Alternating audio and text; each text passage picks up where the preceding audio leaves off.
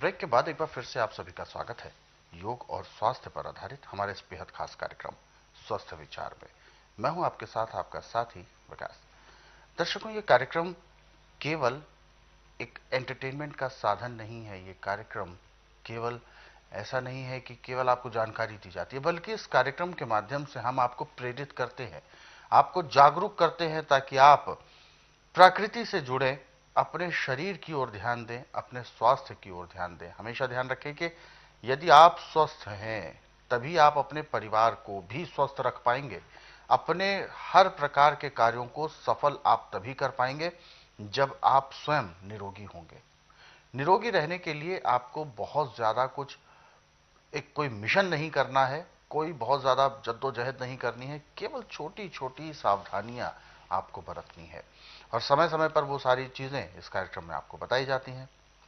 इसीलिए हम आप सभी को याद भी दिलाते हैं कि जब भी आप इस कार्यक्रम को देखने बैठते हैं तो कॉपी और पेन भी साथ में अवश्य लेकर बैठें।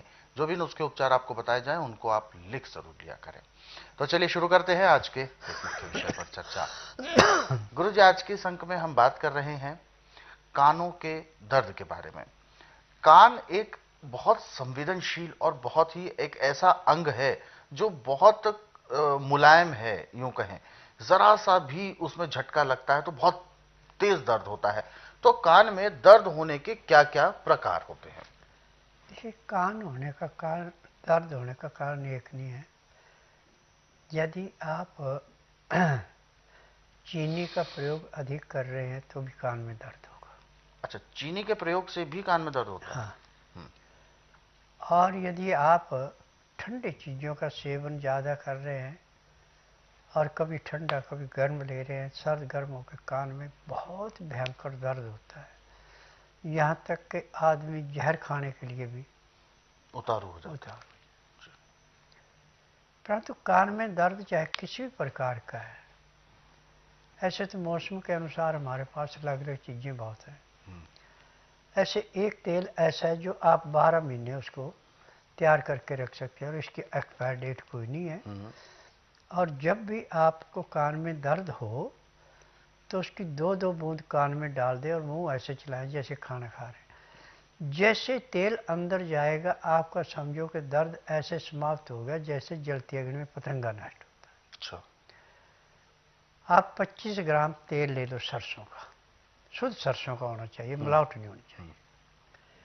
75 ग्राम मूली के ताज़े पत्तों का रस निकाल के जब आपका तेल गर्म हो जाए, उबलने लगे, तो उसके अंदर वो रस मिला। अब उसको धीमी आंच पे इतना उबालो कि जो आपका 25 ग्राम तेल था वो भी 20 ही ग्राम बचे। अच्छा। अब इस तेल को ठंडा होने के बाद छान करके किसी भी शीशी में रख ले, कांच की शीशी होनी चाहिए इसके लिए। और उसके अंदर जितना बाजरे का दाना होता है इतना देसी कपूर डाल दें। ठीक है। अब इसको संभाल के रख ले आप। जब भी कभी किसी कान में दर्द हो तो इसकी 2 बूंद कान में डाल दो, दर्द गायब। अच्छा। 1 सेकंड लगेगा। देखिए, स्वस्थ विचार की सबसे बड़ी विशेषता यही है कि किसी भी हिस्से में कितना भी भयंकर से भयंकर दर्द है, उसको मिटाने में 15-20 सेकंड से ज़्यादा टाइम नहीं लगता। बिल्कुल।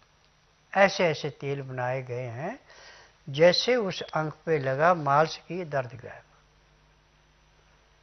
और उस टाइम तो ये परमानेंट 20 से 25% आराम देता है। जब इसको सुबह शाम दोनों टाइम मालिश करते हैं, परहेज करते हैं, तो कितना ही पुराने से पुराना दर्द है, जैसे गठिए का है, तो जो सालों से 4 पाई पे एड़ियाँ रगड़ रहा है गठिए का मरीज, वो 1 महीने में दौड़ने लगता है। अच्छा, इतना लाभ देता है? इतना लाभ देता है। तो इसकी पूरी विधि क्या होती है? देखिए, विधि है तो इसकी एक नहीं अनेक विधियाँ हैं। अच्छा। तेल बनाने की अब मेरे पास 14 किस्म के तेल हैं जी। सबके अलग अलग तरीके हैं। और ये जो तेल मैंने बना रखा है गठिए का, इसमें तो ज़्यादा से ज़्यादा 10 या 15 मिनट लगते हैं। दर्द कितना भयंकर है कहीं भी है, चाहे आपको सिर में दर्द हो रहा है, आपने सारे उपाय कर लिए, सिर दर्द नहीं मिट रहा है, उस तेल की मालिश करके जब सिर को ऐसे ऐसे मालिश करेंगे तो 15 से 20 सेकंड में दर्द बंद है। इतना लाभदायक है। हाँ, बिल्कुल। तो हम वैसे भी गुरुजी अगर बात करें जैसे कान में दर्द की, क्योंकि अक्सर ऐसा होता है कान में गंदगी चली जाती है और उस गंदगी को साफ करने के लिए बहुत से जतन किए जाते हैं। देखिए, कान को साफ रखने के लिए सबसे अच्छा तरीका है कि आपके पास हमेशा बादाम रोगन होना चाहिए। अच्छा। 2-2 बूंद कान में डाल के मुंह को ऐसे चलाओ जैसे आप खाना खा रहे। फिर उसके बाद सिलाई पे थोड़ी सी रुई लगा के और कान के अंदर उसको आस्ता आस्ता साफ करें। तो बादाम रोगन के अंदर की विशेषता है कि जो भी अंदर कचरा है, मैल है, नजला सूखा हुआ, उसको एकदम पिघला देता हो, कुचुम्बर बना देता है और रुई के साथ वो निकल जाता है, कान साफ हो गया। ये इसके पीछे लाभ होता है। हाँ, बिल्कुल।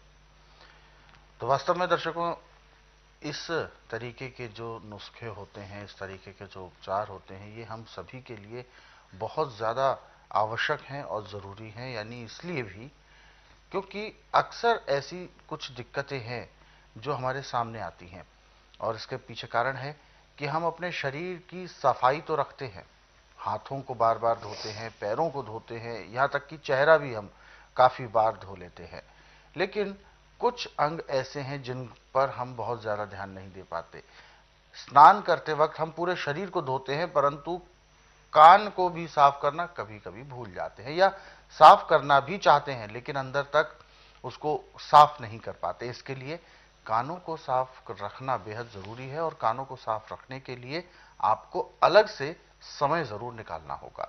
हफ्ते में, 10 दिन में, 15 दिन में एक बार आप समय ज़रूर निकालें कि आपको कान को समय देना है और बादाम रोगन आप उसमें डालें 2-2 बूंद, फिर थोड़ी देर तक आप उसको छोड़ दें ताकि वो कान में रम जाए और उसके बाद फिर आप थोड़ा सा उसको तिल्ली और उसके ऊपर कॉटन लगाकर बहुत आहिस्ता आहिस्ता उसको साफ करें। ध्यान रखें कि जिस जगह भी आप ये काम कर रहे हैं उस जगह पर ज़्यादा चहल पहल नहीं होनी चाहिए, क्योंकि अक्सर हाथ से धक्का लग जाना या कहीं किसी प्रकार से डिसबैलेंस हो जाना तो चोट लगने का भी डर है, क्योंकि कान बहुत संवेदनशील है और ज़रा सी चोट बहुत बड़े भयंकर परिणाम भी दे सकती है।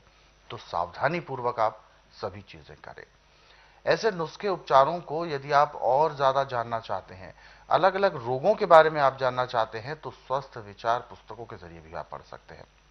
ये पुस्तकें घर बैठे आपके कुरियर या डाक के माध्यम से पहुंचाई जाएंगी।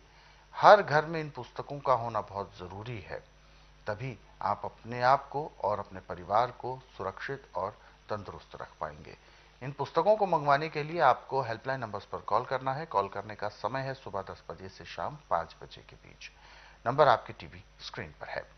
और दर्शकों, यदि आप भी इस कार्यक्रम से जुड़ना चाहते हैं, कोई भी सवाल है जो आपके शारीरिक कष्टों को लेकर है, तो आप हमें कॉल करें या आप हमें व्हाट्सएप के जरिए मैसेज भेज सकते हैं। व्हाट्सएप मैसेज में आपको लिखना है अपना नाम, उम्र यानी आयु और जिस जगह से आप बात कर रहे हैं वो स्थान को आप लिखें और साथ में लिखें पूरा सवाल। जो भी आपका सवाल है वो इस कार्यक्रम में ज़रूर लिया जाएगा, आपको मार्गदर्शन ज़रूर प्राप्त होगा।